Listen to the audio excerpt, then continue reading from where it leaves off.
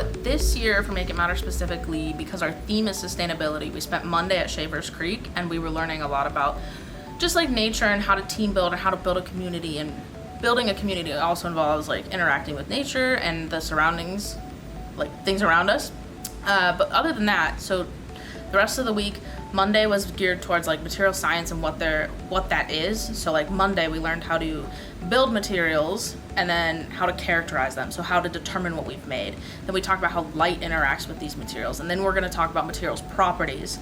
But the afternoon is geared more towards science leadership. So talking about all these soft skills that are really important for scientists. So like collaboration and teamwork, communication, and then having a vision and how to build a goal for yourself in order to attain that. But we're not only teaching them about how materials interact with each other, we're also teaching them about sustainability, where they come from.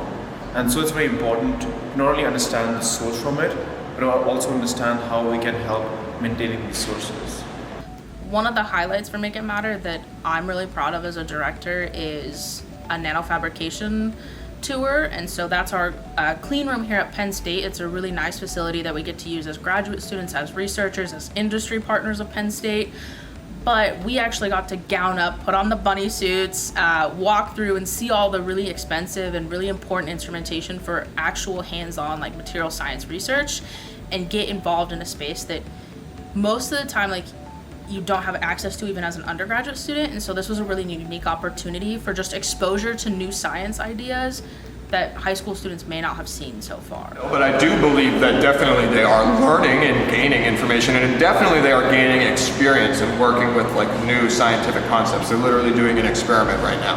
And I think, regardless of whether or not they remember, is the refractive index, what is that? But they still did get a lot of experience with like how do you set up these kind of things and how do you do them in an effective way. I think building that foundation of community on Monday has been really valuable for this camp. We are extremely social, from like camper to camper, camper to mentor, even me to campers. I feel like we have built a lot of really good connections, and we've built a small little Make It Matter community that has really helped with like being involved in the science, but also helping your peers with the science, and then also having really engaging and fun conversation when we're doing the science leadership aspects. It's a more challenging curriculum than some of the other stuff we have, but since they're at this older age now, it's definitely a lot. They're much more capable, and that does come through in a lot of ways. But I mean, everybody's having a good time. Everybody is interacting well, certainly within the groups.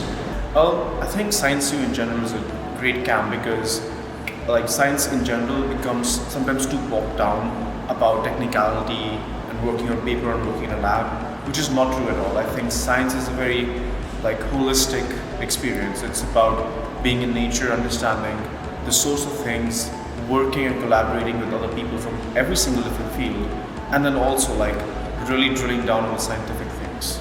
And Science U is a really good way of teaching you scientific things in a fun way that really click with you, and you remember those things because they seem more intuitive rather than technical and boring.